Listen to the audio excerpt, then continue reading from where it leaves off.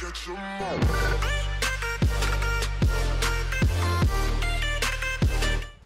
Hey guys, PokéDan here. Ash Ketchum, as we all know, is the main star of the Pokemon anime, along with his Pikachu, and Ash and his Pikachu have travelled through several different regions now, meeting new friends and new Pokemon along the way. Most of the Pokemon Ash captures for his team are very strong characters, whether they're strong battle-wise like Ash's Charizard, or just a strong and funny character overall like his Oshawott. Ash has just had many different Pokemon teams, and in this video, you guys join me to count down the top 6 strongest Pokemon teams owned by Ash Ketchum. And I won't be covering this topic on my own either. I'm joined by a friend of mine to help me out. Hey, what's going on guys? My name's Raf, and like Dan said, we're going to be ranking Ash's Pokemon teams.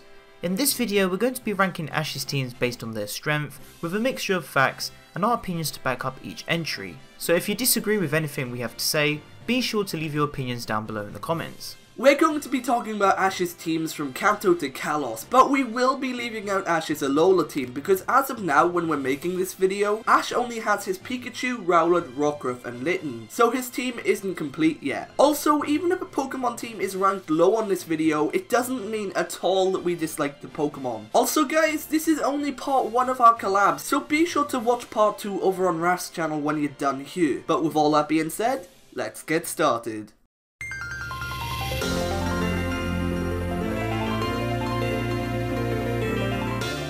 Johto is the Pokemon region we believe Ash didn't excel very well in. At the end of the Johto anime and in the Pokemon League, Ash did perform better and get a higher rank in the Johto League than he did in the Kanto League, but he did have to bring back all the Pokemon from Kanto to do so. Ash's actual Johto team consisted of Pikachu, Bayleaf, Cyndaquil, Totodile, Noctowl, Phanpy and Heracross. Although we do like the Johto starters, it just felt like Ash had a major downgrade from his Kanto starter Pokemon to his Johto starters. Bulbasaur, Squirtle and Charizard all had their good reasons to stop journeying with Ash, and obviously he needed replacements. But compared to the Kanto starters, they weren't nearly as strong. Fair to say that his Cyndaquil had some decent power, his Bayleaf was pretty strong, but only after evolving, and Totodile was just pretty underwhelming, losing most of the battles it fought in. Ash also had some other Pokemon too, like his Noctowl and his Phanpy. They were kinda strong and showed potential, but still they did lose a lot of battles too. In fact, we feel that besides for Pikachu, Ash's Heracross was the strongest member of his Johto team, and that Pokemon didn't even appear in many episodes. The Johto journeys of Ash showed he gained more knowledge after travelling through Kanto,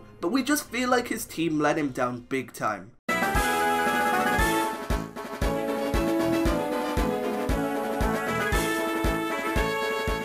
At the number 5 spot on this list is Ash's first Pokemon team, his Kanto team. Now I know what you're thinking, what the hell?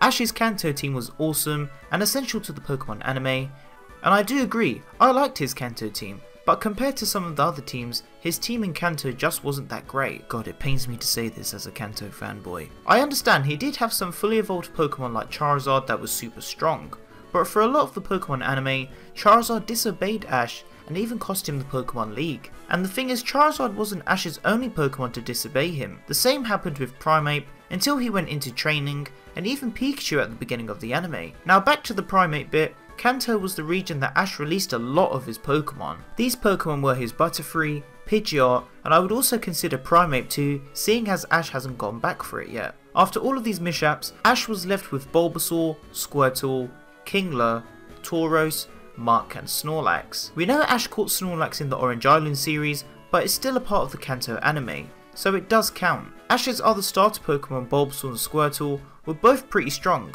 and that's something I liked about them. They put up a good fight, but apart from those Pokemon, we didn't get to see the other members of Ash's team that often.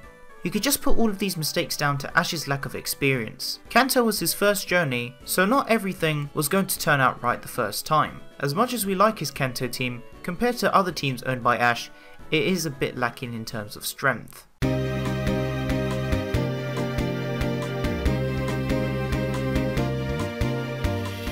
Coming up next on this list is Ash's Unova team. Now Ash did own some pretty strong Pokemon in this region like his Krookodile and Leavanny, and to some extent his starter Pokemon too, but the main reason why Ash's Unova team made it so low on this list is because Ash caught some random Pokemon that were pretty weak, and on top of that we didn't even see them that often. I'm talking about Pokemon like Ash's Palpitoad. Okay, so let's actually examine Ash's Unova team. He had Pikachu of course, and one event everyone still jokes about to this day is his Pikachu losing a battle against a level 5 Snivy at the beginning of the Unova anime. Next, Ash caught a P-Dub which evolved all the way into an Unpheasant, and in our opinion we feel that Ash's Unpheasant doesn't really stand out at all, and that some of his other bird Pokemon like Staraptor and Talonflame are just better. Also, Ash had the Unova starters too. Oshawott was sort of the comedic Pokemon of his journey, but it wasn't too powerful. Snivy was also okay in battle, and the same can really be said for Ash's Pignite, but they weren't great. Another Pokemon Ash obtained on his Unova journey was Scraggy after he hatched it from an egg. And Scraggy wasn't too strong to begin with, but it certainly gained strength through the anime. And other Pokemon include Krookodile and Leavanny, who I've already mentioned, and his Bulldor and Palpitoad. Now Bulldor was an okay battler, but it wasn't too strong, and we've already mentioned how Palpitoad was pretty weak. Also in this region Ash's Charizard did return, but it was a bit too late in the anime to really count for anything.